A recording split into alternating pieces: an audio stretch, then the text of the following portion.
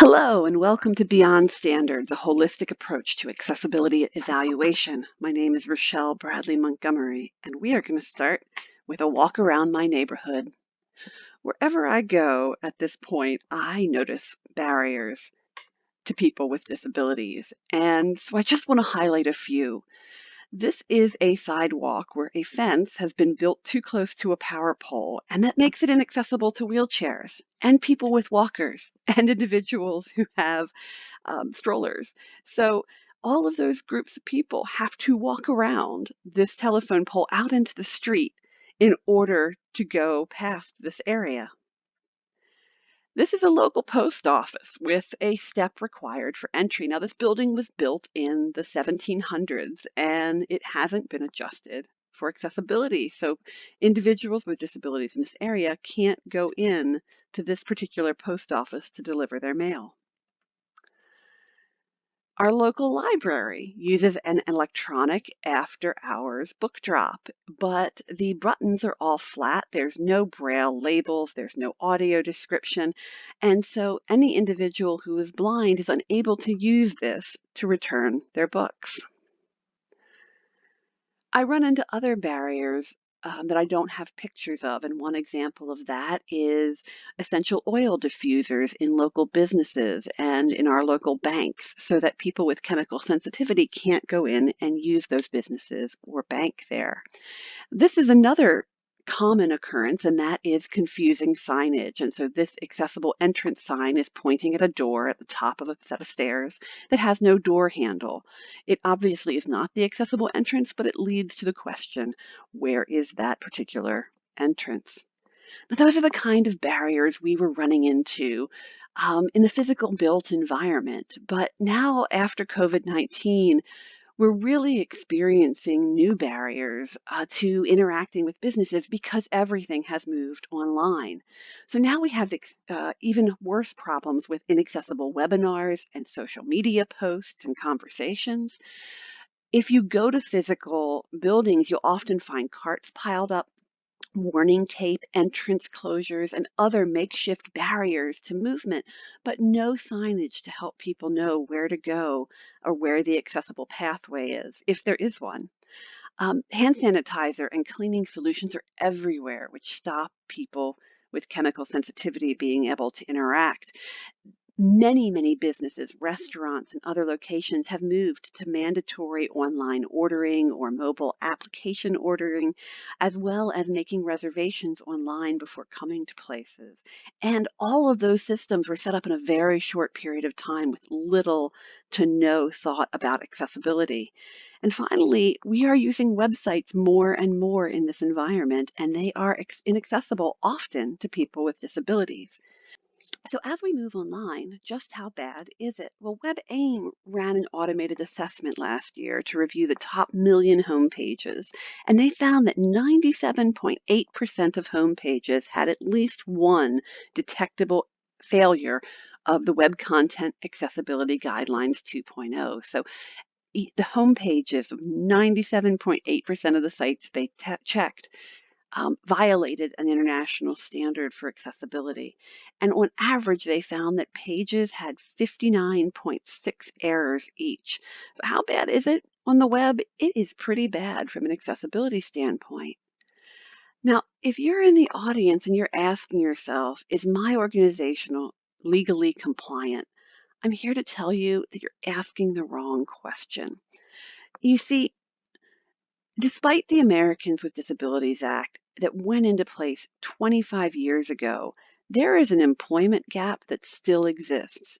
65% of the working age population who does not have a disability was employed prior to COVID, and that's been pretty consistent. At the same time, only about 20% or a little bit less of people with disabilities have been employed between 2009 and 2018. And even though there's Section 501, 503, 504, 508 of the Rehabilitation Act, despite executive orders 11478 and 13160, so all these new laws that have been put into place, there is still disability-related discrimination. Within society. A 2010 report found that people with disabilities, a percentage of people with disabilities who socialized with friends, families, or neighbors at least twice a month was 11% fewer than people without disabilities. The same goes for restaurants. People with disabilities went to restaurants, 27% fewer people than those without disabilities. And percentage of people with disabilities who attended religious services was 7% fewer than people without disabilities. And while these statistics are older, and the newer round of these statistics has not come out yet, this has been consistent. And there are indications that these are still correct from a percentage standpoint. So how do we change this? It's not just looking at the laws. We need to be asking ourselves, is your organization accessible? Is it disability friendly? And the question is, why? Why do this? And of course, there is a legal requirement, but there's also a business requirement to this. You see, 19%, give or take, of the population has a disability. That is 1 in 3 households in America includes a member with a disability. And individuals with disabilities hold about $200 billion in discretionary spending. So if you are not accessible, if you are excluding people with disabilities, you are missing about 20% of your possible market right off the bat. There are also some universal benefits to being accessible. One of them is that people experience situational disabilities. I mentioned earlier about somebody who is pushing a stroller. They are having very similar experience to people who are in a wheelchair from a mobility standpoint, and accessibility features that serve somebody who is in a wheelchair or using a walker also serve someone who is pushing a cart or pushing a stroller. If you are carrying a large box into a building, ask yourself how often you use an accessible door to get in. There are just a lot of benefits around making sure that the physical environment is accessible. Same thing with the digital environment. If you are outside on your mobile phone in the sunlight, you are having a low vision experience. This is an experience that's going to benefit from websites that are designed to support people with low vision with sufficient contrast. In addition, our population is aging, and as we age, we experience more disabilities. Even if it is only fatigue, making sure the environment is accessible is going to support a population over a large age range. And finally, people experience accidents. And so even if you are not permanently disabled, almost everyone will be temporarily or permanently disabled at some point in their lives.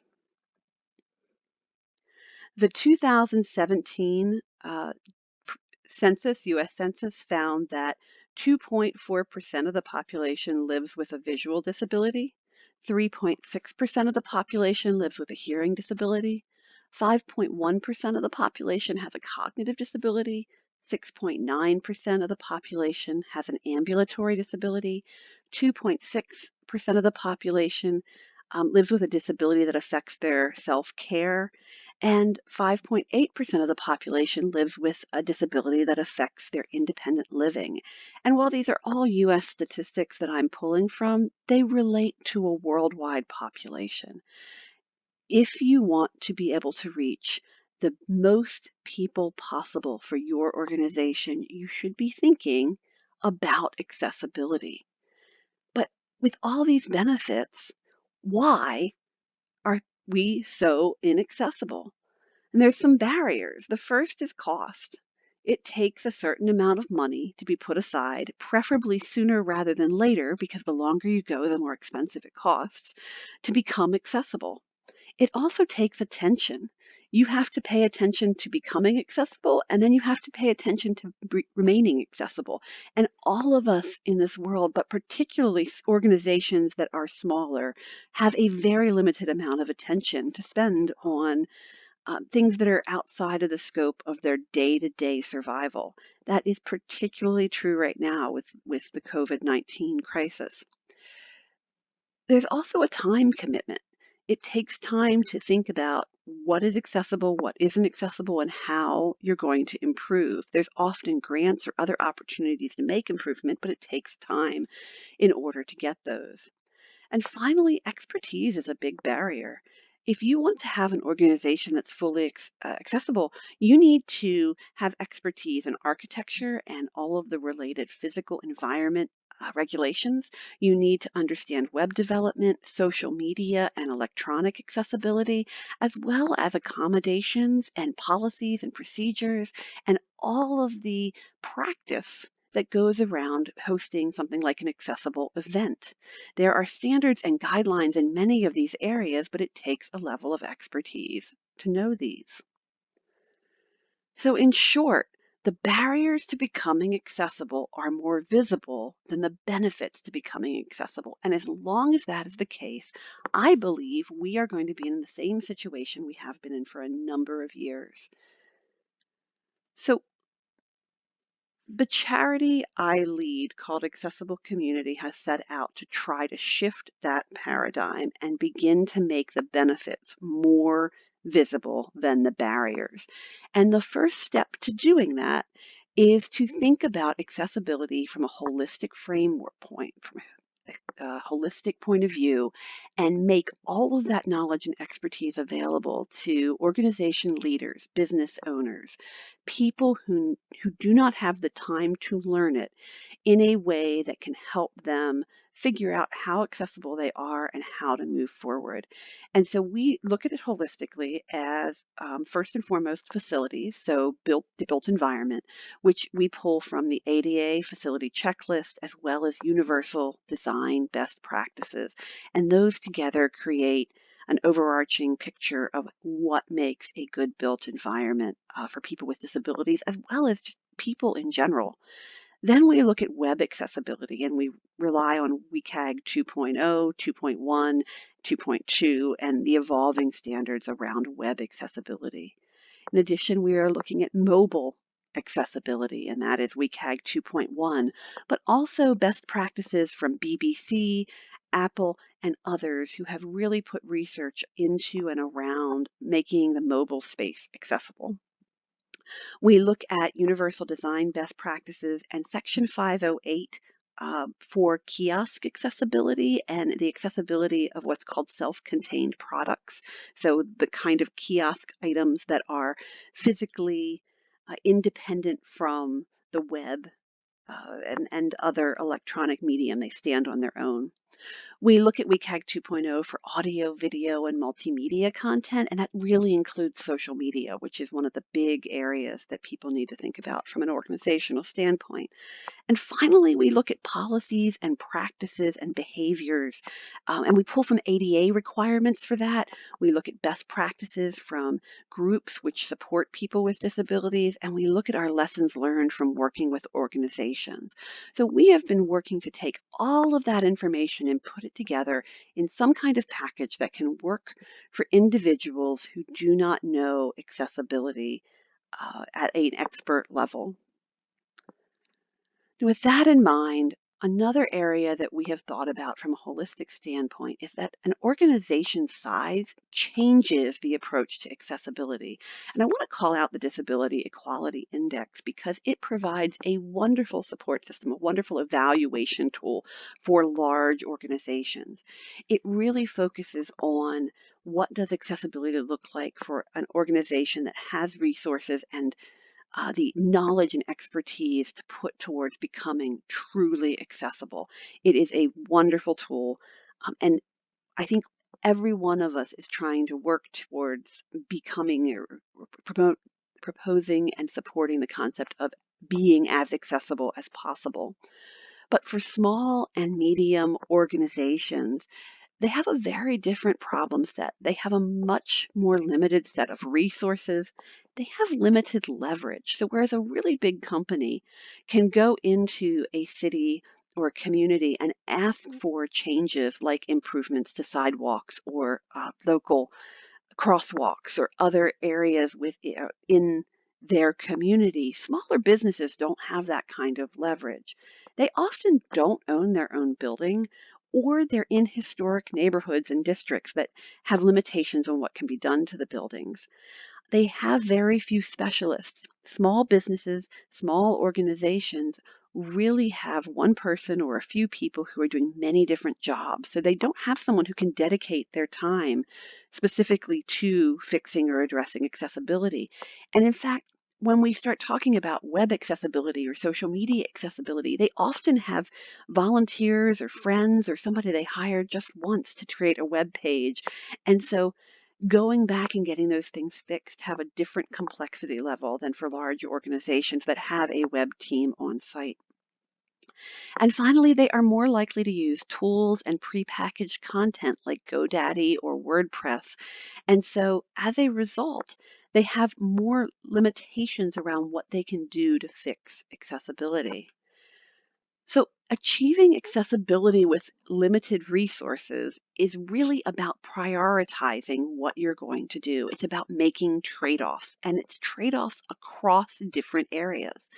So it becomes incredibly important when you start having this conversation to include people with disabilities in that conversation. One of the number one things I hear from talking with other individuals with disabilities is the importance of engaging them as part of this process, the process of becoming more accessible. So I want to talk about two trade-off examples that I've run into. So the first one is a bookstore. It's located in a historic neighborhood. It is in a building that the owner does not own, and the front of that building, which has the main entrance, is not accessible. It has two steps up that you have to go through in order to get into the building. Well, the building owner has a different set of priorities than the business owners in that building, and they won't fund a ramp or a lift. And so the business owners are kind of stuck at this point. They can continue to push for the business owner, the building owner, to make changes, but assuming they aren't going to be successful, what are they going to do with this situation? So the other part I want to just state here is that the majority of disabled customers for this particular bookstore are from two nursing homes. And so there is a space here to make some decisions. They obviously have the option to move locations, but that is difficult and expensive and costs a certain amount of reputation. And so what can they do? So a couple different things. The first of they can make sure their inventory is available on the web and that the web becomes an accessible portal for people who cannot get into the physical building to browse books and to make purchases and selections. They can also offer a service which allows people to order and then come to the front door and get pickup or have their books delivered. This particular bookstore does incredible work as far as bringing authors in and doing events. And so another compromise they've chosen to do is to go to nursing homes and other fully accessible spaces where their customer base is and hold the events there. And so this is a set of compromises that works for their customers. Now, there are people with disabilities who would not be comfortable with this set of compromises because they want to browse a book collection. But for this particular group, for this particular place that worked with their core customer base, moving events and delivering content and services where the individuals are really works for them. So having that conversation is extremely valuable. This is another trade-off space. This is an ice cream store near us, and it is located in an old warehouse. When you walk in these doors, there is a set of steps that go straight up. So they don't have, again, the ability to make changes to the building itself. And so instead, they have addressed making changes to the space around the building. Now, they have put in a ramp so that a wheelchair can go up directly next to the accessible parking space. They have put in a call button. So as soon as you get to the door, you can call. And when it's open, they have a patio space that is also accessible where you can eat your ice cream that gets delivered directly down the stairs by an employee. And you can then use that off to the right. It's covered during the summer. And so this is another compromise space where they have tried to modify it to meet the needs of their community and individuals with disabilities. In both of these situations, there are people who are not going to be happy with those solutions. But these business owners, these are really trying to meet the needs of the people who they are interacting with, and having those conversations and continuing to evolve and improve is a great way to do this. And especially when you start talking about, well, let's tie in the website, let's tie in a phone service, or we're going to have policies that when the button is rung, our employees are going to drop what they're doing and somebody's going to come provide service to an individual at the door. So it becomes a holistic solution that is set within the community that the business or organization is within. And we've talked to a number of organizations that are doing solutions like this, and we have come up with a process that we are proposing and working on and trying to develop in order to both reduce barriers but also increase rewards for organizations that are working towards becoming accessible. And our focus for our particular charity is really around those smaller and medium-sized organizations that are resource constrained. So the first tool that is available is Tally, and it is ta11y.org, and it is an evaluation tool. So that framework I talked about that addresses facilities and events and web accessibility, all of that information has been put into a single tool that walks a completely novice user through conducting an accessibility evaluation. There are instructions. There will be pictures, and it just is designed to be as easy as possible. And one of the great benefits of putting this kind of information into a tool is that the minute you tell the tool that you don't have something, it just takes out huge portions of questions that you don't have to think about anymore. So for example, if you don't have a public restroom, it's not going to ask you questions about public restrooms. Once you have an organization leader has completed that tool, we are working on a report that will recommend solutions. So it's going to take information from individuals who live with disabilities, as well as lessons learned and known best practices, and it's going to recommend alternatives and solutions to the organization owner. We plan on hosting a platform that's tied to that will engage the disability community, really allow business owners to ask for input and have conversations about what the right solution is for them based on the trade-off space that's available. We have two primary stakeholders in this. We have the organization leaders themselves, and we have disability experts. And in all of our tools, we treat disability experts as an aggregate of individuals with disabilities who have lived experience with those disabilities, caretakers who also have a lived experience, and accessibility experts. And we aggregate them and do not distinguish between them because we are trying to protect the best of our ability the privacy rights of individuals with disabilities and be sensitive to the fact that information online can be risky. And so the first level of defense is to not actually call that out. We do take information that they provide with permission and feed that back to organizations. Once solutions have been implemented by organizations and changes are made, we then try to take lessons learned back from them and feed it back into the tool for the next organization. So that's Tally, and that's the evaluation tool. The tool we are just beginning on is called Socially, SOCIA11Y, and it will be at socially.org.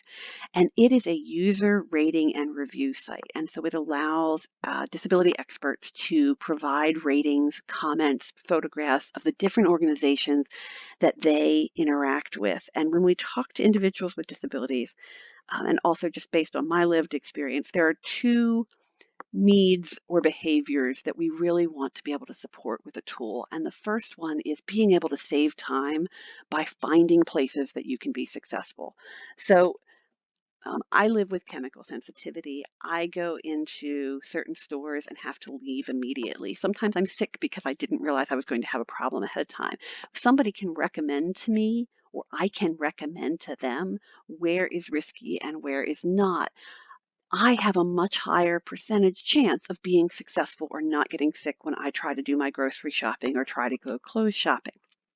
Um, Similarly, for people, individuals who are in wheelchairs or individuals who have other disabilities, there are just these barriers, and knowing where they are ahead of time saves so much time. And so it is common for people with disabilities to recommend to friends who have similar disabilities that they should try a place or not try a place. And we want to make that available on a wider scale. This has been done in different test trials and in smaller scales, different research programs for crowdsourcing accessibility, but it hasn't been done on a large scale yet, and that is what we are aiming to do. We want to take all of that information and also plug it into a searchable interface along with the information from Tally, because we want organization owners and leaders to be able to tell people with disabilities that they are working in certain areas. We want to recognize that not every organization is going to be 100% successful in supporting every group with disabilities. We want them to get there, but it's going to be a process. And so we want to be able to provide a way for organizations to let groups of people know when and what they are doing and how they're succeeding, and at the same time be able to provide that feedback back to the organization that lets them know how they're doing. And so all of that gets put into a single searchable interface that is available to people who want to go out and interact in their community to be able to see where they're going to be successful and where they're not. And so these two tools together will provide a database for individuals to look at organizations and for organizations to visibly advertise their support. When I go work with organizations, smaller organizations that are trying to be accessible, the number one question they get is, all right, I'm putting in the work. How do I reach a community of people with disabilities? And this platform is designed and thought out to do this. So we are at the beginning of this, and our first tool is Tally. This is a screenshot of that tool, and you will see that you start an assessment. You sign in. You can do as many assessments as you want. It is tied to Google right now for sign-in and authentication. But on the left is a series of different sections, things like goods and services or interior routes, facility parking, web content, and each section allows you to start an assessment.